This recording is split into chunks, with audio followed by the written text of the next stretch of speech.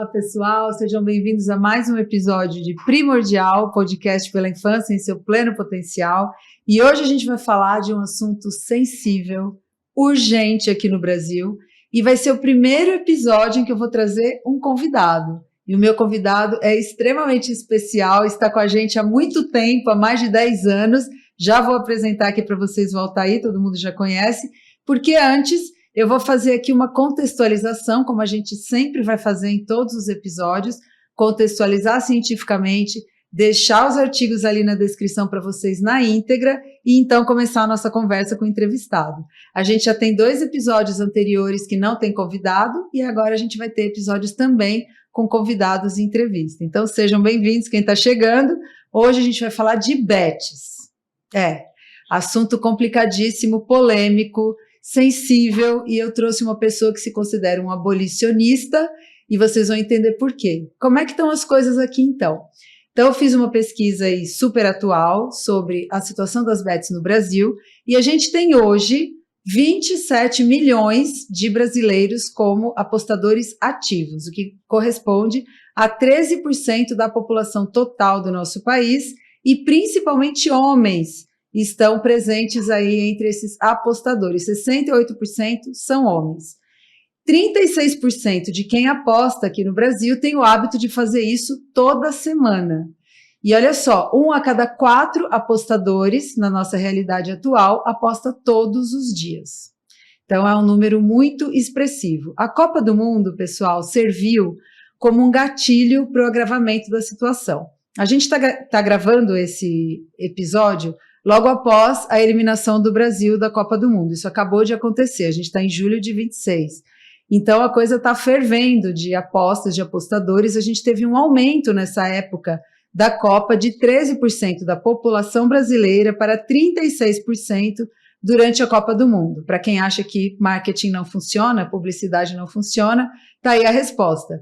A gente tem um total atual de 70 milhões de brasileiros jogando bets. E por que a Copa do Mundo serviu como gatilho? Bom, para quem assistiu qualquer jogo, em qualquer lugar, você sabe do que eu estou falando. Teve um apelo emocional importante, funcionou como uma tempestade perfeita para que as pessoas começassem a jogar. Teve um bombardeio absurdo, na minha opinião, perverso, de publicidade pró-bet e uma facilidade tecnológica absurda, inclusive com o jogo, o próprio jogo, a transmissão do jogo oficial, funcionando como oportunidades. Vamos aqui fazer o break para hidratação, vinham os anúncios de bet no meio, trazendo outras oportunidades de aposta e as pessoas caindo nessa história. E por que isso interessa para a gente? Porque a gente tem uma população extremamente vulnerável e que tem muita facilidade para entrar nesse mundo. Hoje, no Brasil, 11% dos adolescentes de 10 a 17 anos já jogaram ou jogam em plataformas de bets online.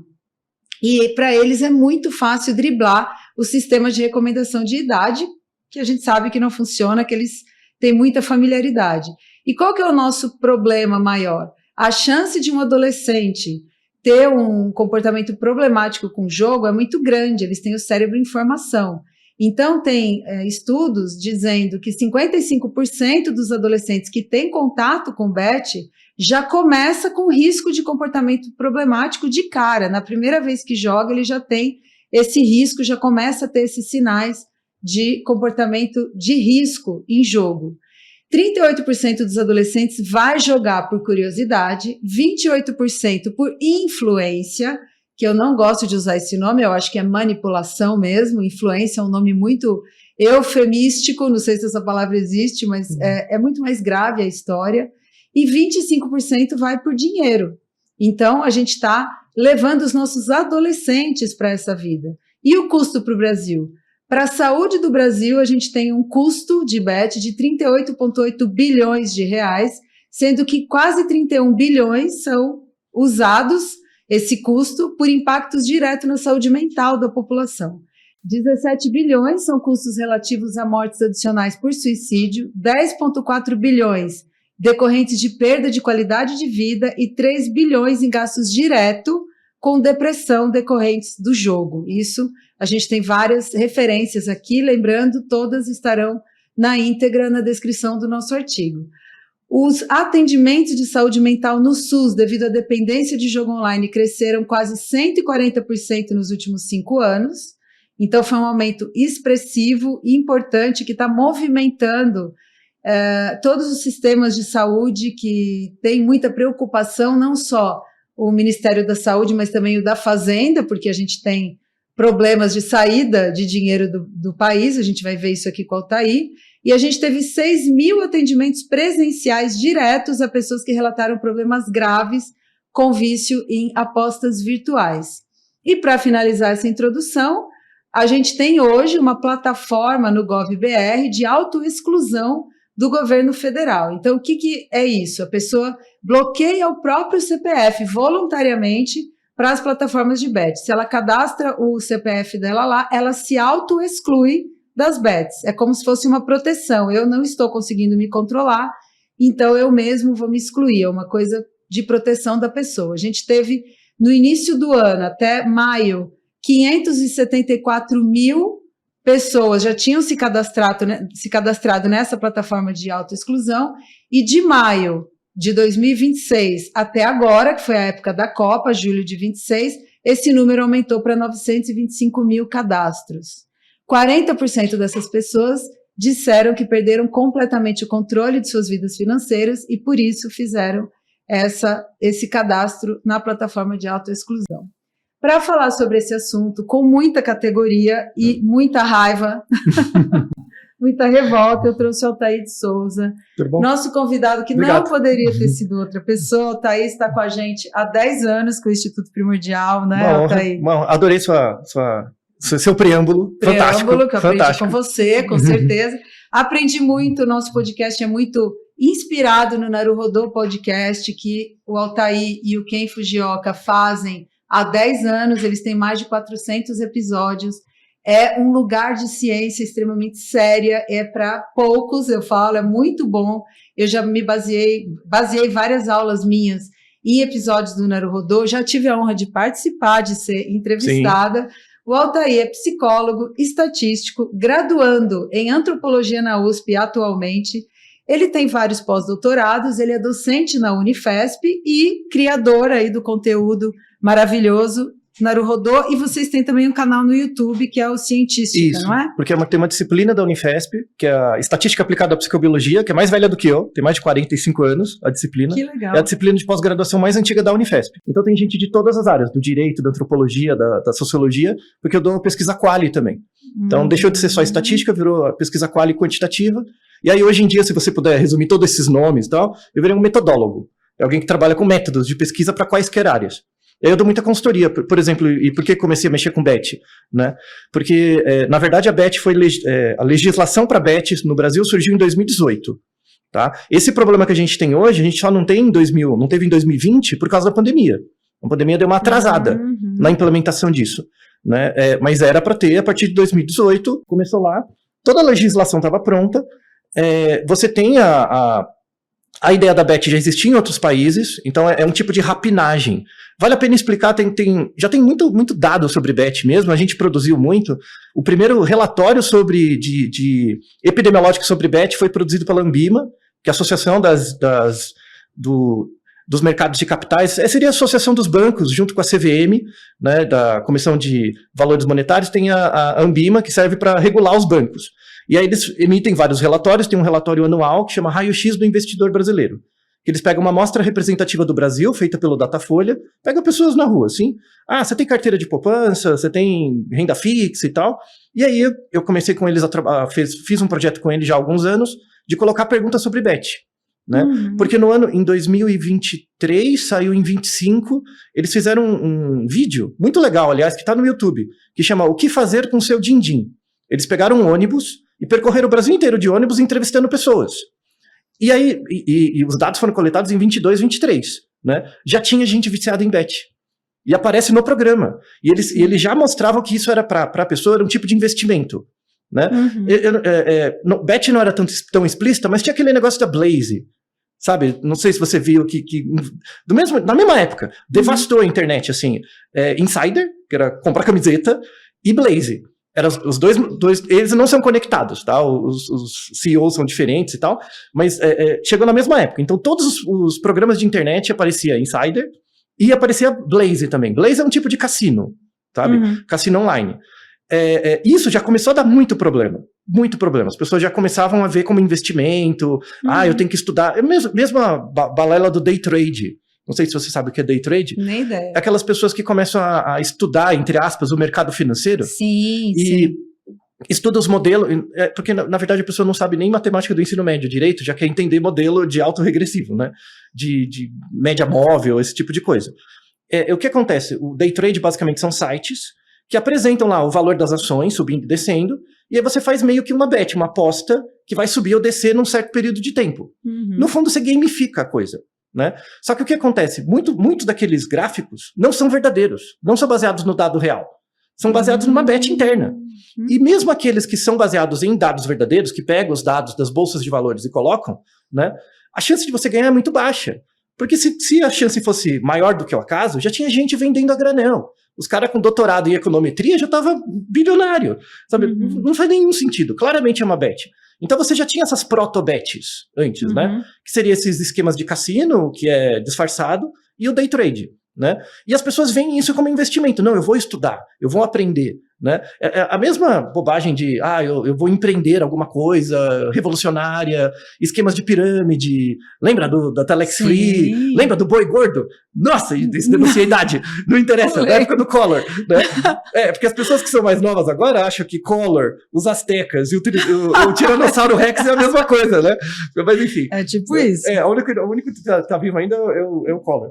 Mas enfim, e aí muito influenciador digital hoje, né, cresceu muito no YouTube, sendo financiado, por exemplo, pela Blade. Sim. E não tem a ver com direita e esquerda, dos dois lados. Né? Então, a partir disso, da Blaze, depois eu vou explicar como é o modelo de negócio deles, a bet começou a aparecer. A partir do momento que a pandemia diminuiu, a legislação já estava ativa, as empresas começaram a trabalhar. Né? Perfeito. E aí começou, a principal aplicação primeiro começou em esporte, que é a bet esportiva, que já existia em luta. Em luta sempre existe luta de boxe, aposta em luta de boxe.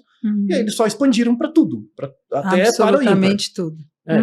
E depois veio, e aí na mesma época veio o Tigrinho, que aí é o cassino mesmo. Né? Tem a coisa do Tigrinho e tal, gamifica muito. Uma coisa que as pessoas não falam muito, surgiu legislação do Brasil, mas ainda é muito fraca, que aí afeta mais a sua área, é o loot box, que é basicamente uma bet para criança dentro de jogos. Né? A EA Games, por exemplo, que é uma das grandes empresas de jogos, eles têm o FIFA, tem o Battlefield, que é um jogo de tiro. O FIFA é um jogo de futebol, que aparentemente é inofensivo, mas a lógica do loot box é assim, eu quero comprar, pena que você vai gastar dinheiro para comprar o Neymar, né? Mas eu quero comprar o Neymar, por exemplo. Né? Em vez de você pagar R$10 para comprar o Neymar, então, assim, aí eu tô fazendo uma compra, é R$10, probabilidade de ter o Neymar é 1. Né? Eu vou comprar uma carta que vai ter um sorteio com a probabilidade de vir o Neymar. Né? Isso é uma bet, é um cassino. Né? E aí isso gera um modelo de negócio para essas crianças que os pais não fazem a menor ideia. Você tem influencers de bet no FIFA. Como é que funciona? Eu abro um canal na Twitch ou no YouTube, eu compro lá R$1.000 em cartas, né? E eu fico jogando FIFA com a galera me assiste jogando FIFA, comenta no chat e tal. Vou abrir uma carta, né? E aí abre uma carta, a galera fica torcendo, né? Fica vendo o outro jogar. Nossa, saiu o Ibrahimovic, sei lá, que é um jogador bom. E todo mundo comemora e tal, a galera vai dando superchat. E a galera, o streamer vai reinvestindo isso, vira um modelo de negócio. Né? Gera uma comunidade, depois eles param com isso e começam a fazer bet de verdade, porque aí a bet joga um dinheiro, porque você já está abrindo carta de FIFA ou caixa de Counter-Strike, por que não vai fazer uma betzinha, não é verdade? E aí o dinheiro vai escalando e agora, mais recentemente, muitos desses streamers de jogos começaram a fazer outras coisas, né? Porque já reuniam caixa, entende? Então, muita gente ficou rica nessa época, de 2022 para cá, e alavancou um dinheiro e hoje faz um conteúdo mais clean, sabe? Então, para meio que apagar o passado, sabe? Mas já fez um lastro, né? Sim, já causou um mal. Terrivelmente, né? Já causou um... Altair, a gente se conheceu em 2016. Isso. Em 2017... eu assisti uma aula sua que era o que Aristóteles diria sobre comportamento alimentar. Eu falei, nossa, esse cara precisa muito dar aula aqui com a gente. Aí a gente fez o nosso primeiro evento no mesmo ano E eu te convidei para falar sobre tecnologia e infância, porque a gente achava lá atrás, em 2017, 10 anos atrás, que a tecnologia era um problema para o neurodesenvolvimento e que tinha alguma coisa para fazer. E lá, nunca esquecerei, você disse o seguinte: em muito pouco tempo a gente vai ter um problema de saúde pública que são as bets. Você disse, a gente vai ter um problema geral que é o pessoal viciado em jogo, e isso tem a ver com a infância por causa das loot boxes, né? Isso era uma das questões. Os loot boxes, você usou a seguinte expressão: isso aqui é uma escola de cassino. Game é uma escola de cassino, esses games. Então existem games piores. Se os pais puderem escolher games para os filhos, porque eu sei que você não é contra todos, né? Você fala, inclusive, que jogar com o filho é bom. Eu né? jogo videogame. Jogar videogame. Esqueci de falar. Altair, pai do Jun. Eu tô falando em todos os episódios aqui quem é pai de quem é mãe de quem. Então, acho que o que a gente faz junto é muito diferente de a criança ficar lá hipnotizada e tendo a mente abduzida pelos influencers, né? Você indica jogos, por exemplo, que podem ser do bem para os pais ficarem mais tranquilos, e o que os pais precisariam ficar alertas em relação a esses jogos que podem levar as crianças futuramente a uma escola de cassino, como você diz. Então, pai e mãe tem que aprender a jogar videogame. Tipo, eu ganhei meu primeiro videogame com 3 anos. Ganhei um Odyssey Magnavox com 3 anos. Eu aprendi a ler e escrever no videogame, porque tinha um tecladinho, né? Então, eu sempre joguei videogame. Eu falo assim para as pessoas, você só pode ter um vício. Só um, né? Eu vejo série, eu jogo videogame e eu gosto de mangá. Você não vai viver. Você tem que escolher um deles. Então, eu não vejo nenhuma série, não tenho Netflix, Amazon, não vejo nada. Filme vejo muito pouco. Eu jogo videogame. No meu tempo livre, quando sobra, eu gosto. Né? E eu jogo muitos jogos de luta. Porque eu tive um Neo Geo também, então eu jogo muito jogo de luta, porque é um jogo curto, tem as partidas, Street Fighter, King of Fighters, eu jogo mesmo, eu gosto. Eu acho legal. Não é uma coisa que vicia, na verdade é um passatempo, né? E para mim é nostálgico, sabe? Tem um caráter nostálgico, é muito legal e tal. Mas, por exemplo, jogos, o pai e mãe tem que saber jogos que tem loot box e jogos que não tem. Né? Tem que saber os termos, por exemplo. O que é um jogo pay to win? O jogo pay to win é um jogo que você paga para ter melhorias, para melhorar o seu personagem, para você ganhar. Então você só consegue chegar num nível alto se você pagar. Né? Então, por exemplo, com certeza você deve ter um tio, tia, parente que tá na fase 35 mil do Candy Crush. Não tem? Deve ter os parentes aí que é viciado em Candy Crush loucamente. Quem passa na fase, sei lá, 30 mil, porque tem fase 30 mil do Candy Crush, né? Você só consegue passar de algumas fases se você pagar Boost, que é pagar os bonuzinhos, as bombinhas e tal, que é pouquinho, você paga pouco. Até aí passa, né? Mas, por exemplo, como eu tô nessa área, eu conheço pessoas assim, eu conheço muita gente da área de direção de arte de jogos, né? E tem gente que trabalha em jogos que são bets disfarçadas. Por exemplo, tem gente que trabalha como diretor de arte, programação em cassino mesmo, que aí é o que é, mas tem jogos que são meio disfarçados. O Candy Crush não é, né? Mas poderia ser, né? E aí, as empresas, como você tem o seu perfil cadastrado, por exemplo, no Candy Crush, as pessoas sabem quem são você, né? E aí, esse público-alvo, né, essa população de pessoas que joga muito Candy Crush, acaba recebendo propaganda para ser cooptado para esses outros jogos que tem pay to win ou que tem bet, né? E tem uma migração dessas pessoas, necessariamente. Eles já meio que pegam ali o pessoal vulnerável, tipo, esse aqui vai cair no conto. Isso. Deixa eu trazer para cá. Seria por anúncio. Por anúncio e às vezes por vantagem mesmo, de um jogo que você pula pro outro. Quando o cara é hard user de alguma coisa. Sim, entendi. E como é tudo online, é tudo conectado, é muito fácil. Sim, total. É muito fácil. Então tem umas estratégias bem perversas. Bem perversas. Assim, eu falo, apesar de eu gostar muito do Ken Fujioka, eu sou o inimigo fidagal do marketing. Assim, porque ele é genial. O marketing é genial. Funciona muito. Mas esses marketings online de empresas que são interconectadas, porque no fundo é o mesmo board de acionistas, terrível. É perverso mesmo, né? Terrível. Então, voltando na pergunta anterior, por exemplo, eu gosto de Minecraft. Eu detesto Roblox, por exemplo. Apesar do Roblox ser muito mais criativo, você consegue criar muito mais coisas. Só que o Minecraft também dá. E no Minecraft, por exemplo, você pode criar um mapa com uma história. Então, por exemplo, eu já fiz, por exemplo, brinquei assim, meu filho chegou para mim uma vez, o que é um paladino? Né?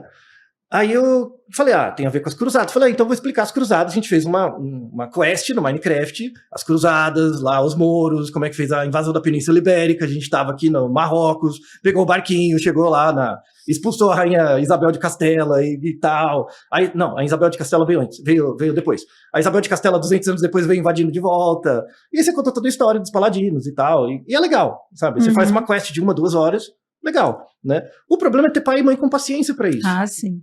Esse que é o problema. Disponibilidade emocional. Nosso segundo episódio, que foi sem convidado, foi só eu falando, foi sobre esgotamento parental, sobre como anda a saúde emocional dos pais. Os pais estão sobrecarregados com coisas irrelevantes, às vezes, que daria para não ter, preocupações que daria para não ter. A gente está num momento de valores morais muito esquisitos, de hiperconsumo, de rede social, e os filhos estão ficando para terceiro plano. Então, isso que você faz com o Jun, que é expor ele ao tempo exclusivamente para ele, é a coisa mais valiosa que você pode fazer pelo seu filho, né? Você sabe melhor do que eu. Hoje em dia, né?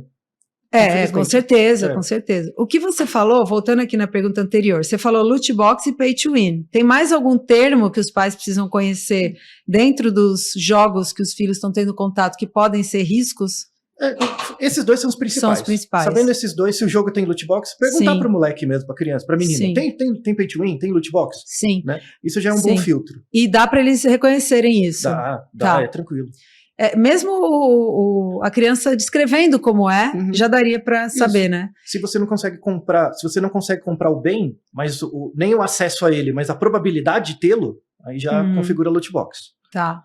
Eu vou dar meu testemunho aqui. Quando você falou isso em 2017, eu já tinha o Mig de 2010, né? Ele não tinha, nem ele nem ela, a Mariana é de 2012, eles não tinham ainda tanto acesso à tela, eu tinha bastante preocupação com isso. Depois de 2020, mudou tudo, né?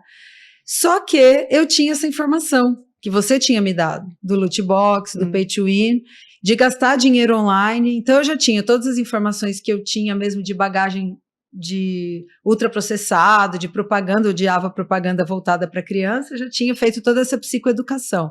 Mas uma regra que eu coloquei na minha casa, que funcionou muito, foi o seguinte: a nossa família não gasta dinheiro online, ok? A gente não pede coisas vistas na propaganda, foi a primeira regra que eu coloquei lá atrás, e depois quer jogar? Vai jogar? Beleza, só que a gente não compra, nem adianta me pedir. A versão mais plus, não sei o que lá, do diamante, não sei o que. Não. R$1, não. 50 centavos, não. 1 centavo, não. Não tem dinheiro online na nossa família. Eles me pediram, juro, umas 3 vezes durante a vida inteira. Todas as vezes foi um não categórico. Todos os membros da família eram ameaçados de morte caso fizessem isso pelas minhas costas. Isso deu muito certo, Altair. Funciona muito. Muito certo. Porque aumenta o autocontrole delas. Muito, e assim, o Miguel, depois ele teve acesso a vários jogos pay to win, porque os amigos jogavam. Então os amigos convidavam ele ia jogar e era sem graça, porque ele não podia gastar, os amigos tinham mais roupinha, mais skin, mais poder, ele sempre perdia, ele jogava 2 vezes, é sem graça. E ele não reclamava. Ele falava, é sem graça, não é legal. Pronto, acabou. Sim. Ia fazer outra coisa. E assim, eu tenho dó, né? Zero, eu acho que eu tô protegendo. Que é muito importante, fundamental. Não é? Porque senão você fica, coitadinho, ele tá excluído. E não, você tá protegendo ele. Exatamente. E ele depois fez os amigos dele que provavelmente tinham mães parecidas e que também não jogam. E essa é a vantagem dos jogos de luta. Porque você não dá pra deixar o personagem mais forte, porque depende da sua habilidade. Você tem que treinar mais, você tem que ter mais reflexo. Então, tipo, você pode comprar uma roupinha, mas não muda nada o resultado. Sim. Né? Tá. E aí você falou o seguinte, você falou, eu jogo jogo de luta e eu acho isso e tudo bem pra mim, a gente pode ter um vício só, né, você falou, tem que escolher um. Quando que você nota que é um problema o uso, quando que você chama realmente de vício, que aquilo pode estar sendo configurado como uma doença? Por exemplo, o uso da Bet. Existe o uso da Bet assim, do jeito que você está falando? Não. Existe o uso de droga, sim, por exemplo. Que é diferente, o efeito por exemplo, droga, pornografia, bet, não é para ser a mesma caixa. São eventos comportamentais diferentes. Por exemplo, pornografia não vicia. Por definição, que vicia é o contexto onde você está, onde ela entra. Porque se você está num contexto todo lascado, a pornografia é a única coisa que gera um frame de ganho.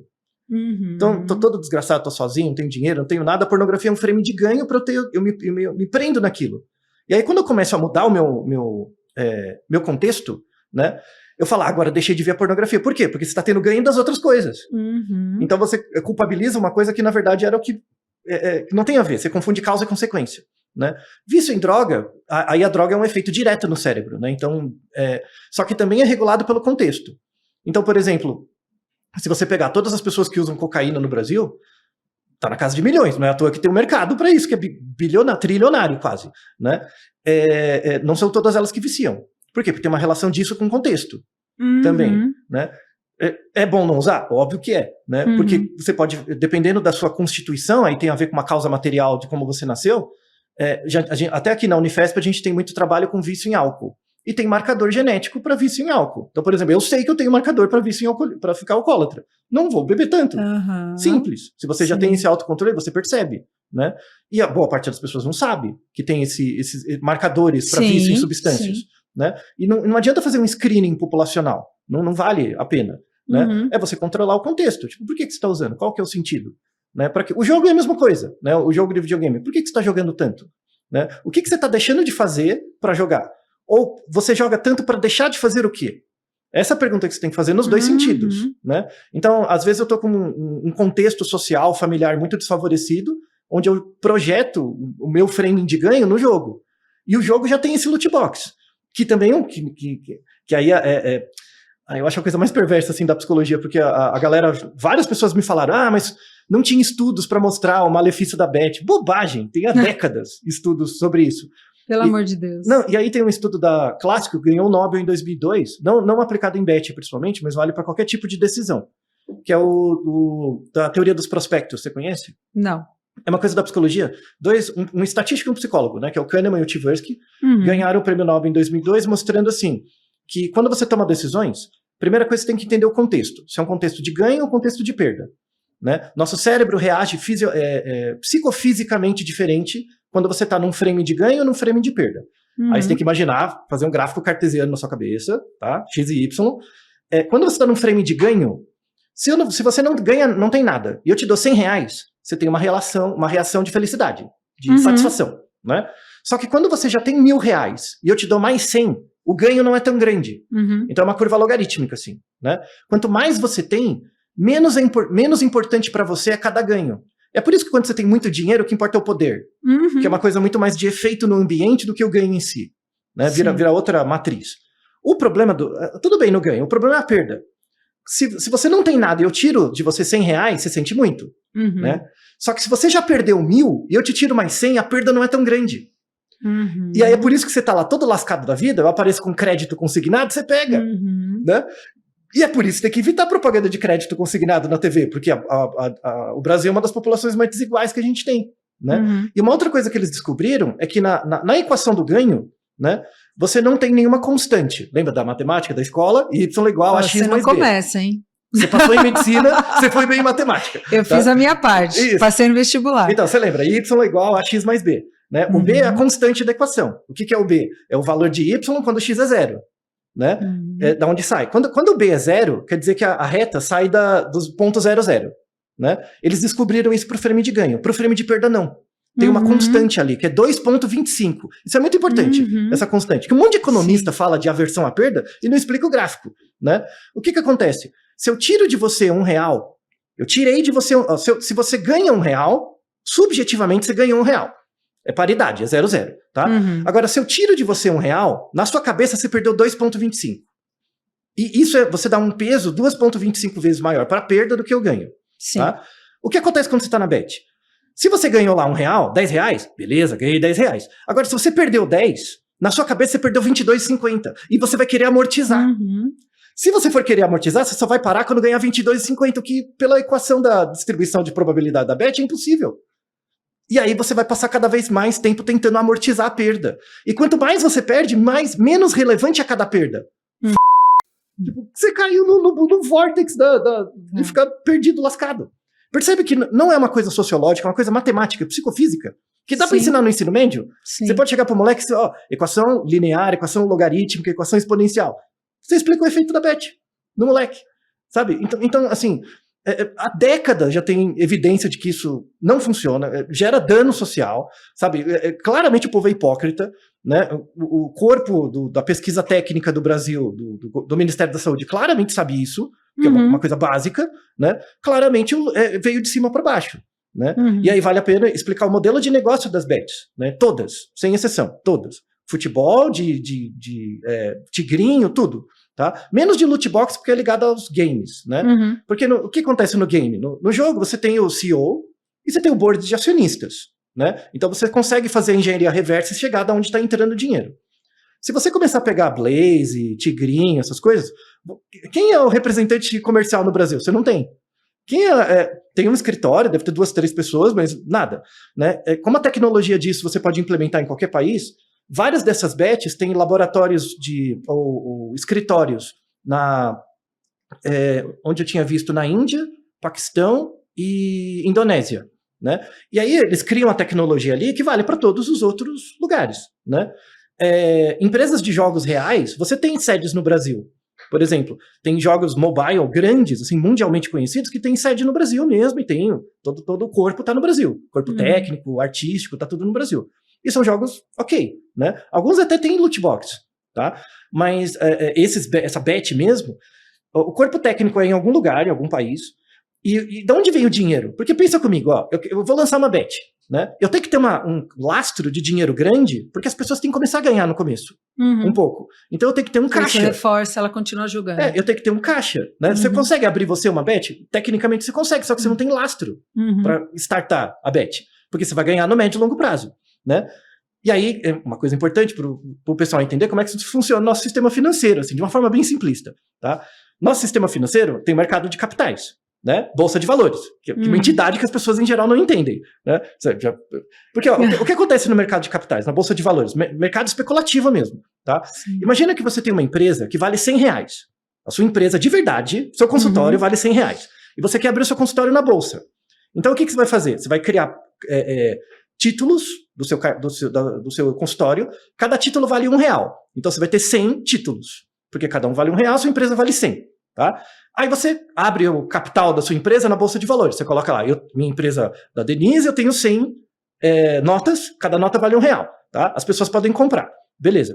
Você é proibida de vender toda a sua empresa de uma vez, você não pode, você tem que vender uma porção.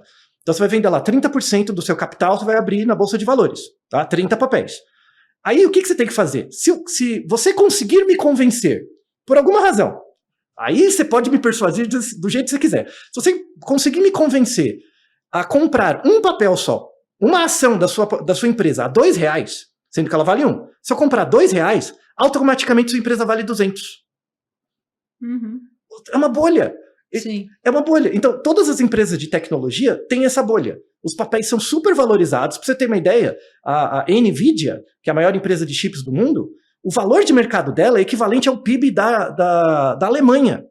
Da Alemanha. É óbvio que uma empresa não vale isso.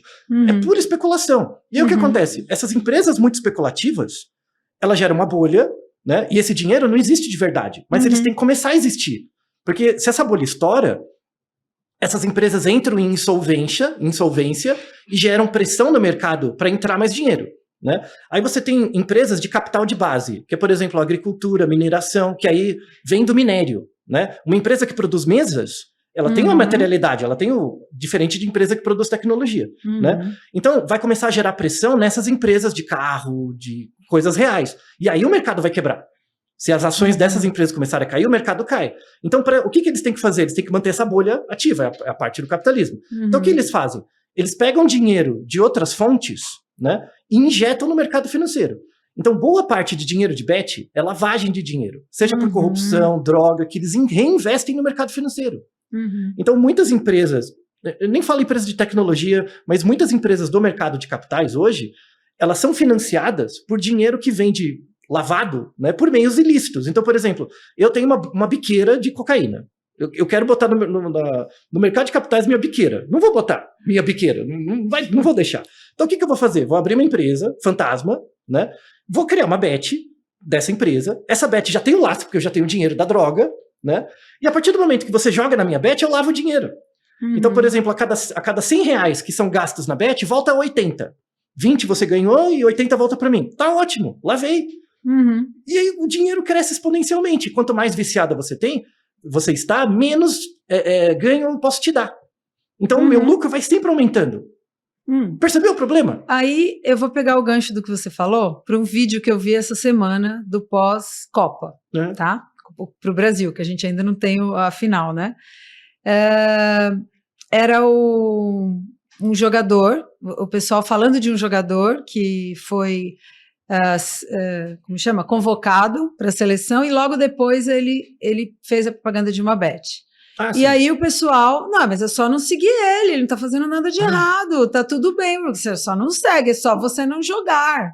E o outro, que é o dono aí da nova transmissora de jogos, falando, então, bet é errado? É errado, mas eles são os que melhor pagam, então, para o negócio girar, eu preciso anunciar a bet, e se você não quiser, o problema é seu, é só não ver. Então, 2 perguntas eu tenho, baseado nesses 2 vídeos, que mostram mais ou menos como andam os nossos valores sociais, né? Primeiro, é realmente essa a solução? Então, tudo bem, faz aí as propagandas, no meio da Copa do Mundo, que as crianças estão enlouquecidas assistindo, inclusive não consegui comprar uma camiseta de time brasileiro outro dia de presente, porque o único patrocinador que estava na camiseta era uma bet, eu não comprei, falei, vamos mudar de esporte, escolhe outro esporte para a gente comprar, era presente. Não, eu me nego, acho que você está incentivando mesmo, sabe? Então a pergunta é isso mesmo? É só não seguir? É tudo bem? É tudo bem? Primeira pergunta. Segunda pergunta, você falou assim, não dá para colocar na mesma caixa algumas coisas. O que dá para colocar na mesma caixa? Bet é um vício comportamental, assim como comer, por exemplo? Né? Comer, a gente sabe que não tem vício em comida, tem vício em comer. A bet entra nisso ou eu comparo o bet com cocaína, com álcool? Existe uma forma da gente classificar isso? Então, sua primeira pergunta é retórica, né? Então, óbvio, eu não aguento, Denise, uma cambada de Pera, gente, ouvintes, vamos lá. Você que chegou hoje, que não conhece o Altair é coração, é um cientista incrível, maravilhoso, de vez em quando ele perde a paciência e usa esse tipo de palavreado, mesmo assim a gente ama ele, do jeito que ele é, por isso eu não vou cortar essa parte, continue por favor com a gente, porque vai valer muito a pena. Em homenagem a Denise, eu estou me contendo muito, que era para ser muito pior. Era, tá? Mas, eu já vi. Então, mas essa desculpa de mercado, claramente uma desculpa neoliberal imbecil, assim, teve a CPI das bets agora, né, uns meses atrás, claramente foi uma piada, foi, tipo, claramente teatro. A gente fala no Congresso Nacional, né, na ciência política eles chamam que o Congresso Nacional é BBB, né, que é boi, bala e bíblia, né, e agora vai ter um novo B que é bet. Então você já tem vários deputados que são comprados, o curral eleitoral dele é alimentado por bet e ele é financiado para isso. Não é só influencer que recebe dinheiro de bet, político também recebe deputado, claro, isso é óbvio, né? E o lobby só está aumentando. Então, assim, lembra muito a propaganda de cigarro. Lembra dos anos 70 e 80? É o mesmo, tinha lobby financeiro para manter propaganda de cigarro, levou décadas para... as empresas de cigarro ganharam muito dinheiro e agora com a regulação melhorou um pouco, mas sempre eu falo que empresa de bet, cigarro, assim, é igual o rato.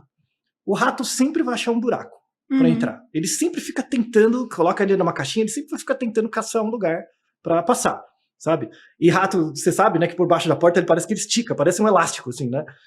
Empresa de bet minha assim. Historicamente, a gente tinha médicos que faziam propaganda de marca de cigarro. Ó, esse aqui é melhor para gestante. Tem uma propaganda que a gente usa em aula de médico falando dentro do consultório fumando e sugerindo o cigarro, a marca do cigarro para o paciente. Propaganda. Isso acontece até hoje, né? Os médicos continuam fazendo. Troca o consultório pelo jogo de futebol. É a mesma coisa. É a mesma coisa. Não, a galera que faz isso claramente é mal intencionada. Não é nem que é inocente. É mal intencionada. Então, eu nunca gostei muito de futebol. Agora eu tenho ojeriza. Detesto futebol. De verdade, eu detesto. Assim, eu não gosto. É uma pena, porque, por exemplo, até a pessoa que gosta de futebol mesmo, né? Imagina, a pessoa, e é legítimo, gosta de futebol, vai no estádio, acompanha os jogos, vê os programas de domingo de futebol, nada contra. E essa pessoa começou a jogar apostado no futebol, né? começou a jogar. Então, ela tem o ganho do futebol, mais a probabilidade de ganhar dinheiro com isso, né? Então, no começo, ela só via o jogo, tinha um certo ganho. Quando você tem esse ganho adicional da probabilidade de ganhar, que gera um estado afetivo em você, e ela para de jogar, a reação dela com o futebol nunca mais era a mesma. Uhum. Ou seja, até a experiência cultural. Então, esses desgraçados aí que ficam colocando, usando dinheiro de bet para alimentar esporte, tá acabando com a cultura do esporte no Brasil. Sim. As próximas gerações que vão ter a mesma reação com o álcool. A mesma reação. Então, pega, por exemplo, os nossos pais, né, que tinham uma convivência muito mais disruptiva com o álcool. Então, você tinha muito mais, uma prevalência de casos de alcoolismo em famílias muito maior, né? Os filhos hoje são muito mais controlados em relação a isso, né? Então, eles são até meio conservadores, até bebem muito, muito, muito menos, né? Por conta desse passado negativo. Então, quando você pega o futebol associado à bet, no futuro, a percepção que as pessoas vão ter do futebol vai ser cada vez pior. Vai ter cada vez menos appeal. A gente perdeu um pouco da nossa brasilidade, né? Por causa desses desgraçados que ficam associando, não, a Copa de 2026 foi uma das melhores, olha, a primeira pela internet, tal. Talvez não tenha a Copa de 2040, porque não tenha público para ver, porque já foi desgraçado por agora, sabe? Então, essa coisa imediatista, sabe? E eu vejo muito nas crianças, né? Criança, um comportamento de grupo controla muito ela, né? Então, uma que gosta de futebol fala para as outras, todas são contaminadas por futebol. É um aprendizado que você tem, né? É um tipo de norma social.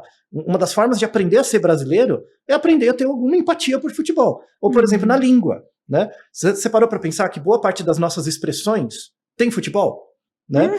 Que em outros, por exemplo, você pega em inglês, tem várias expressões em inglês que vêm do mar, né? Porque lá no começo do final do século XIX por XX, a expansão marítima dos Estados Unidos foi muito grande. Então tem várias expressões em inglês que vêm do mar, coisas do mar, de barco. No Brasil a gente tem, né, bola nas costas, entrou com bola e tudo, sabe, alguma coisa assim? O craque. Então, é capaz de, e aí é o efeito linguístico, a gente perder certas gírias de futebol por causa desse impacto negativo da bet hoje. A galera não tem ideia do impacto sociológico que tem a bet associada com o esporte hoje. Sim. Né? Pode ser que... E aí uma informação, uma curiosidade. Você sabia... Curiosidades aleatórias. Você sabia que em 2026 tem um esporte que o Brasil foi campeão mundial masculino e feminino? Esse ano. Não. Exato. O Brasil. Qual? Chama punhobol. Já ouviu falar do punhobol? Não. Vem com é um esporte que existe desde os anos 1600. Aqui no Brasil veio por conta da imigração alemã. Então, muito Rio Grande do Sul, Santa Catarina, a galera joga muito. E é um tipo de vôlei que você não pode usar a mão aberta, só a mão fechada. Só fechada. E é num gramado. De punho. Brasil campeão masculino e feminino mundial. Pois é. Tem bet lá? Não. Né? Agora vai em rinha na quebrada, vai lá no meio do fluxo, tem as rinhas de trap, né? Tem bet financiando MC no Heliópolis. Por exemplo, em todas as favelas, todas as comunidades, tem lá as rinhas de trap. Tem gente financiando, bet financiando eles. E aí teve uma reação popular. Porque como a galera tem menos dinheiro, o efeito da bet é muito mais rápido. Né? Já a população que vão nos fluxos começaram a falar mal dos MCs que são financiados por bet. Porque já acabou com as famílias. Sim. Percebe como é perverso? Então, pensa, você tem o rap, o trap e tal, que é um fenômeno cultural, né, de algumas comunidades. Se eu associo isso com a bet ganha no curto prazo. Só que isso vai diminuir a satisfação da pessoa com a bet depois, com o trap ou com a entidade cultural. A mesma coisa vai acontecer com o futebol. Eu aposto, do mesmo jeito, 2017 eu falei um negócio. Eu ia falar isso. Estou fazendo outra, tô te cantando outra pedra. Daqui uns 10 anos, as pessoas vão ter muito menos interesse em futebol. Muito menos. E vai achar que é uma questão de influência de outros lugares. Não, bet. A bet desgraçou a nossa percepção da saudabilidade do futebol. Então você já falou que bet, um uso esporádico não existe. Uso, vou usar um pouquinho, igual eu uso um pouquinho de, sei lá, álcool. Não existe isso. Por exemplo, a cada 4 anos a gente faz um bolão da família. Era assim, né? Igual, bem. Como chama aquilo lá do final do ano? Tem um bolão de final de ano, de né? família, joga na Mega Sena da Virada. Isso, sabe, Mega Sena assim. da Virada. Não, o que seria a bet saudável? Se ela for analógica, não digital. O problema de estar a cada segundo no seu celular, por exemplo, loteria. Loteria é um jogo de azar? Loteria é jogo de azar, né? se você pega a Mega Sena, a chance de você ganhar com uma cartela na Mega Sena é 1 em 53 milhões. Eu não sei se eu te contei essa história. Quando eu estava fazendo faculdade de estatística, eu nunca esqueço, acho muito boa. O professor Adilson chegou na aula, primeiro ano. Hoje eu vou explicar a distribuição hipergeométrica. No final dessa aula, uma de duas coisas vai acontecer. Ou você nunca mais joga na Mega Sena, ou você abandona o curso. Né? Porque ele explicou a distribuição da Mega Sena. Você entende a distribuição? Fala, é impossível você ganhar. Né? Não, mas tem o cara que ganha. Pode cair um raio na sua cabeça. É a mesma coisa. Né? Então, e esse é um problema perverso da Bet, por exemplo. Então, imagina que tem 100 pessoas que jogam na Bet. Então, ao mesmo tempo, no futebol. Tá? E aí, esse problema da odds também, né? Então, você tá assistindo o jogo, e isso era perverso. E isso devia chegar, tipo, a polícia devia invadir lá o canal do cara na TV e bloquear o jogo. Porque claramente é apologia ao crime. Isso é apologia ao dano à saúde pública mesmo. Por exemplo, para mostrar o quão grave isso é. Imagina que você está assistindo um filme na TV aberta, tá? 3 da tarde, você está assistindo um filme, uma pessoa começa a se cortar. Por exemplo, é nesse nível, é porque é moralmente aceito. Você está vendo um jogo na Copa do Mundo, que tem toda aquela emoção envolvida, o cara falando de odds. É a mesma coisa, é fazer um corte em você.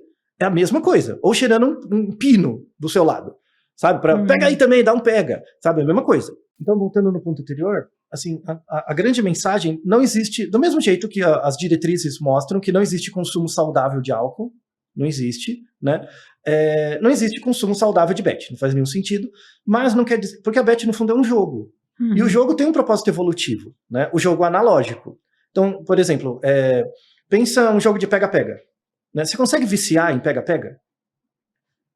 Acho que não, porque tem uma exaustão física, talvez. Porque você cansa, exatamente. Então, agora imagina você jogando online. Você não cansa.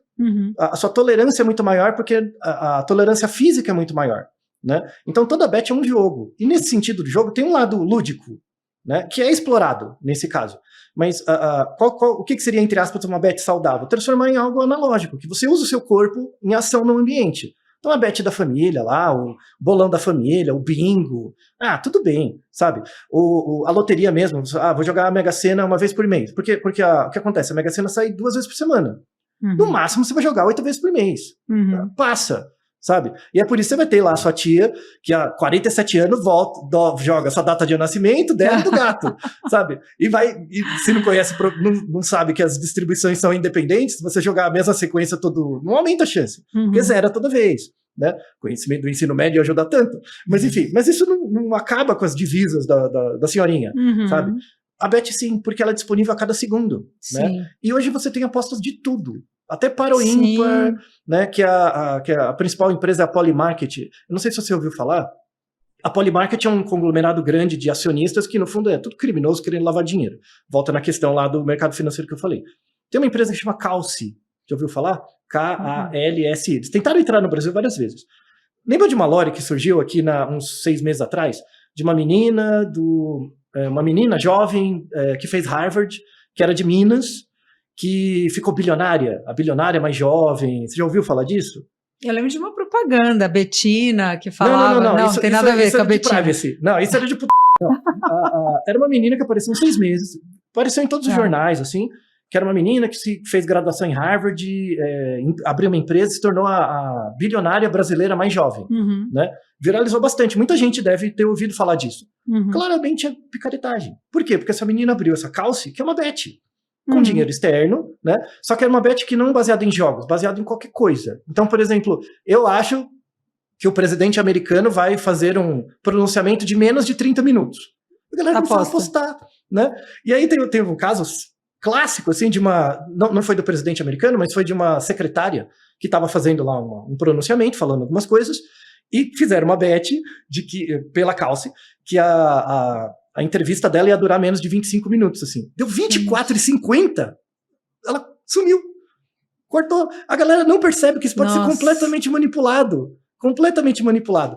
E, na verdade, psicologicamente, isso é muito interessante, porque mostra, na verdade, a tentativa das pessoas controlarem o mundo que está controlando elas cada vez mais por conta da desigualdade. Sabe? Então, essa necessidade de jogar na bet... Né, tem um livro tão bom que é o Sagrado e Profano, do Mircea Eliade, né, que todos os seus comportamentos têm uma dimensão sagrada e uma dimensão profana. A dimensão profana é o fazer, né, eu peguei esse copo. A dimensão sagrada é por que eu peguei esse copo? Qual que é o contexto? Qual que é o sentido disso? Todo comportamento tinha isso, né? Então, às vezes, a pessoa joga na bet como uma forma de escapar de uma situação desfavorecida agora, seja porque por dívida, alguma coisa assim, mas às vezes, tipo, eu quero mostrar pro mundo que eu consigo algo, sabe? Então, imagina, eu falo que o que me dá mais depressão hoje em dia é você pegar um Uber, o Uber que já é uma profissão bem complicada, assim, porque você não tem chefe, você não controla os desejos do chefe sobre você, você não sabe o que esperar do seu trabalho e tal. Então é totalmente precarizado. Você dentro do Uber, ele para no farol e você vê ele no celular jogando no tigrinho. Putz. O dinheiro de um sai pro outro, sabe? Claramente você é um títere. Pra mim, me lembra muito a expansão ultramarina, assim, no colonialismo, até antes, no mercantilismo, que as nações da Europa vinham saquear, né, fazer uma rapinagem dos recursos do sul global para levar para o norte, né? Só que antes eles rapinavam recurso, ouro. Agora eles estão tirando dinheiro para pôr no mercado financeiro. Às vezes eu me pego pensando isso, que não mudou nada. Nada. Na verdade, a gente não evolui, né? A gente só vai mudando o mote, mas que continua igual. É exatamente essa a grande coisa que você aprende com as ciências sociais em geral, né? Que evolução não é progresso e progresso não é evolução. Você tem evolução tecnológica, né? Você cria coisas mais eficazes, mas para quê? Né? Então, por que evolução não é progresso? Porque evoluir parece que dá um senso de que você vai evoluir para algo além. E esse algo além é determinado por alguém. Então, por exemplo, pega os seus filhos. Os seus filhos gostam do que eles gostam, não porque eles querem, é porque eles foram determinados para isso. Sim. O Pierre Bourdieu fala muito disso num livro fantástico, que é a Distinção. Ele fala que o gosto classifica o que você gosta. Por exemplo, a roupa que você escolhe te classifica e classifica o classificador. Né? Então, por que você está usando essa roupa e não qualquer outra? Porque isso classifica você num lugar social e esse lugar social te classifica. Sim. Então, é uma coisa, não é um determinismo social, mas é uma coisa cíclica. Então, o que você gosta tem a ver um pouco com você, mas tem a ver com o seu contexto. Né? E isso na bet é a coisa mais perversa. Lembra, de fato, uma rapinagem mesmo. Então, a evolução não é progresso por causa disso. Né? Você se sentir mais evoluída, você tem roupas melhores, você usa mais tecnologia, não quer dizer que você vai para algo melhor. Pode ser que você está comprando o desejo de outrem e assumindo como sendo seu. E aí uma outra coisa que eu lembrei que é fantástica, que é a diferença clássica, assim, que devia ter no ensino médio, que é a diferença entre filosofia e política. Sabe qual é a diferença? Filosofia e política, ó. Toda filosofia, ela trata de aspectos privados. Porque quem pensa são pessoas. Você tem uma filosofia de vida. Não é uma empresa. Empresa não é uma pessoa. O capitalismo não é uma pessoa. O capitalismo não tem filosofia. Uma empresa, um hospital. Um hospital não tem filosofia, porque é um conglomerado de interesses. Um hospital é uma instituição, né? As pessoas têm filosofia. A política é uma coisa do coletivo. Então, as políticas sociais, as políticas públicas são coisas coletivas. Então, por exemplo, um outro contrassenso. Empresa ter código de ética. É a maior asneira que existe. Por quê? Porque a empresa não é ética. Quem é ética é a pessoa. Né? Se você diz que empresas têm código de ética, você está assumindo que a empresa é ética, logo, a sociedade capitalista é ética, só que ela é baseada numa desigualdade. Então, você está tornando ético a desigualdade. Não faz nenhum sentido. O que as empresas têm que ter? Código de conduta. O que é o código de conduta? Você não vai poder fazer, por exemplo, você não vai poder aceitar presentes de fornecedores. Isso não é ético, isso é conduta. Você, como funcionário da empresa, não vai aceitar presente de fornecedor. Tá? Isso é o código de conduta. Se eu tenho esse código de conduta, mesmo que tenha uma pessoa antiética na empresa, se ela quebra essa regra, eu já sei que ela é antiética. Por quê? Porque a ética está na pessoa e não na empresa. Então as empresas têm que ter código de conduta. Né? A sociedade tem que ter códigos de conduta. Não vai jogar bet em tal horário. Não vai assim, não é uma questão ética, moral. Não vai ter propaganda de bet, não vai ter propaganda de cigarro. Acabou. Azar o seu. Minha liberdade está sendo tolhida. Não está. Você vai aprender a ser criativo com os seus limites. E aí você vai ter um senso de satisfação estética maior, né, com isso. Azar o seu, sabe? Então, o desejo de todo político é tornar a política dele a sua filosofia individual, porque aí você naturaliza. Né? Você acha o capitalismo natural, você acha o socialismo natural, você acha qualquer sistema político natural. Os políticos, quando eles falam coisas na TV, eles não são pessoas. Eles têm ideias, e essas ideias, o desejo deles é que essas ideias se tornem sua filosofia pessoal, para você ver um senso de divino nele, para votar nele. Ah, sim, total, ainda mais aqui no Brasil, né? Em todos os lugares. Isso é intercultural. Todas as culturas são assim. Então, fechando finalmente, né, essa questão da diferença entre filosofia e política, né, essa coisa do analógico e do virtual, sabe? no mundo real, assim, no mundo analógico, a gente já tem regras de conduta. Falta muita regra de conduta no mundo virtual. Então, legislação total, assim, mas irrestrita mesmo. E aí, voltando, né, você pensa até nas crianças, né, nos seus filhos. Seu filho fica muito tempo no celular, né? Por que ele fica muito tempo no celular? Porque é o seu julgamento sobre isso. Ele não tem a experiência do que é ficar menos tempo. Você tem. Né? Então, por isso que ele vai ficar bravo, porque ele não consegue simbolizar isso em nada diferente. Então, você falar para o seu filho assim, você passa muito tempo no celular, ele não sabe o que fazer com aquilo. Né? Porque você viveu anos da sua vida sem celular. Você sabe o que é isso, ele não sabe. Então, na verdade, a única coisa que sobra para ele é fazer birra. O que é óbvio. Então, o que você tem que fazer? Mostrar comportamento. Então, em vez de falar, você fica muito tempo no celular, vamos fazer tal coisa. Fazer uma outra coisa. Porque aí ele vai ter a experiência de fazer essa tal coisa em comparação com o celular. Aí ele delibera. Você vai dar ferramentas. Que é uma coisa que a gente até conversou um outro dia. Por que pai e mãe não tem... Eu acho errado mesmo, assim, moralmente errado, você dizer que seu filho é inteligente. Né? Não diga que seu filho... Nunca. Porque, em geral, ele não é. Ele é espertinho. Ele não é inteligente. Sabe? Não diga que seu filho é inteligente. Por quê? Porque se você fala que ele é inteligente, você mostra o resultado, você mostra o caminho. Sim. Então, em vez de falar que ele é inteligente, porque provavelmente ele não é, né? É porque você não conhece criança o suficiente, não presta muita atenção em criança, fala, isso que você fez foi muito legal.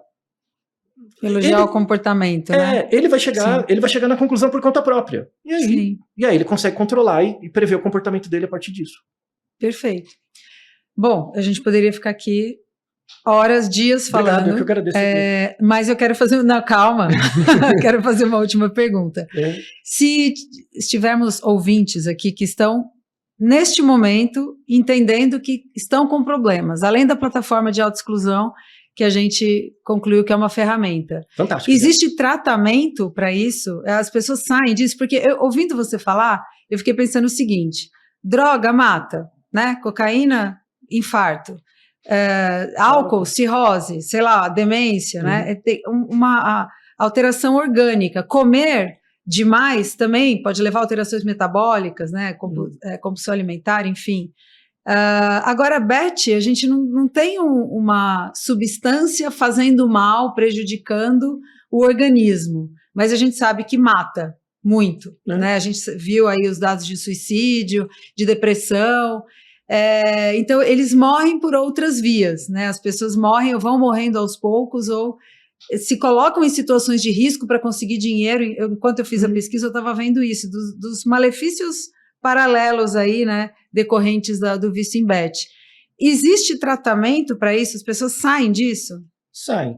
Do mesmo jeito que você tem o Alcoólicos Anônimos, você tem jogadores anônimos, né? Só que assim, e aí a parte injusta da coisa, do mesmo jeito que exercício, né? Exercício leva um bom tempo para você pegar uma forma, depois você perde muito rápido. Ali é a mesma coisa. Então é muito rápido você viciar e leva um bom tempo para sair, né? A mesma coisa para alcoolismo e tal. Você tem, inclusive o Brasil é centro mundial de referência em qualidade de tratamento e tal. O SUS ajuda demais. Só que, de novo, é uma pressão gigante no sistema de saúde. Sim. Então, assim, se você tá passando por isso, né, tá com essa dificuldade e tal, primeira coisa, você tem que pensar em framing de ganho e perda, né? Provavelmente você já está muito viciado em bet, que você já perdeu muita coisa. Então, primeira coisa que você tem que colocar na mente, assim, na cabeça, que você não tem como amortizar, sabe? Eu tenho que fazer alguma coisa para recuperar a perda, já foi. Sabe? Eu associo muito com relacionamento. Tipo, quando você se relaciona com alguém, em geral não é um ganho, é um custo. A questão se relacionar é sempre uma questão de perder menos.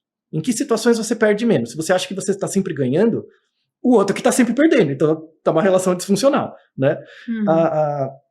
A questão é essa, assim, quando acaba o relacionamento, você não pode pensar, puxa, perdi tanto tempo. Perdeu, mas você não pode ficar carregando essa perda para frente, né? Tem que tentar dar um corte, aí eu luto e aí você vê o quanto você tem para investir depois, tá? Então, em relação ao vício em jogo, é a mesma coisa. Tipo, esquece o que você já perdeu antes, tá? E depois você tem que verificar, você está num frame de perda ou ganho? Você está com dívida ou não? Se você está no contexto de dívida, você tem que fazer o que for para acabar essa dívida. Chegou no zero, a gente começa a conversar. Que esse é o protocolo, por exemplo, de tratamento. Então, imagina que você vai lá 2 vezes por semana num grupo, e esse grupo é um grupo para te dar motivação para lidar com essa perda. E que você vai amortizando isso. Então, essa semana eu consegui juntar um dinheirinho, eu paguei sei lá, R$100 da minha dívida. Então, porra, da hora, tal. E é esse o movimento, né? Esse movimento, esses grupos de apoio, de suporte social são fundamentais. A família ajudaria muito nisso, só que familiar, em geral, você sabe muito bem que não tem tanto preparo e tal. Então, a manutenção desses grupos de apoio é fundamental. E eu tenho alguns colegas psicólogos que trabalham com isso. Eles não têm horário. Não tem mais horário, assim, sabe? Então, assim, eu sou abolicionista, como você falou no começo, pra mim tinha que acabar. O futebol vai acabar. Acabar com coisa nenhuma. Não vai acabar, sabe? Mentira. Sabe? Tá há 100 anos não existe futebol, vai continuar existindo. Só para de pagar R$500 na camiseta e volta a pagar 300, sabe? Não faz sentido. Eu acho que, assim, legislação já, infelizmente não vai ter uma coisa abolicionista, mas vai ter alguma coisa regulada, vai virar meio cigarro, né? Então a gente sempre vai ter pessoas que vão... Eu acho isso muito triste, Denise. Por isso que eu tenho um trauma do Temer. Assim, a partir do momento que aquele desgraçado assinou, e ele assinou, tá? Ele já matou pessoas... Eu trabalho muito com saúde pública, né? Então você vê uma decisão política sendo tomada hoje, você já consegue ver no futuro as pessoas morrendo. Você sabe. Você sabe, né? Uma decisão hoje, tipo, o desgraçado assinou isso, ele não faz a menor ideia de quantas pessoas estocasticamente ele vai matar. Na verdade, ele até faz, mas não se importa, né? A gente está na casa de dezenas de milhares de pessoas que morreram diretamente por causa de bet, tá? Só para você ter uma metáfora, no estádio do Canindé, sabe? Cabe hoje umas 14, 15 mil pessoas. Essa é uma quantidade de pessoas que já se suicidou de 2018 para cá por conta de bet. Um estádio do Canindé, tá? De pessoas que se suicidaram. E você sabe que quem se suicida tem um impacto familiar em dezenas de outras pessoas. Sim. Já encheu o Maracanã. As crianças, né, no meio disso. Já encheu o Maracanã para mais, sabe? Então, é importante ter essa visão, assim, sabe? Que o impacto é real. Sabe uma coisa que ouvindo você falar, me vem, né? Ué, mas eu fiquei rico. Não é esse o objetivo? Não é isso que é sucesso? Né, ficar rico, ter muitos seguidores, comprar o carro XPTO, o iate XPTO, porque essa noção de certo e errado, de sucesso na vida, já é torta desde o começo. Ela é construída. E é por isso que valida esses comportamentos, e aí é a gente que é questionado. Mas como assim? Que idiota, é só o cara não jogar. O que você está falando? A escolha é dele. Essa palavra eu aprendi a odiar com você, né? Como assim a escolha, né? Você acha muito, você está muito enganado que você está escolhendo qualquer coisa. Né? É só lembrar dessa frase do Bourdieu, assim, o gosto classifica e classifica o classificador. Então você é classificado pelo que você gosta o tempo todo.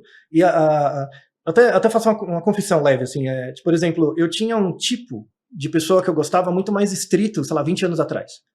Hoje flexibiliza mais. E é porque, de fato, eu conheci pessoas mais diversas.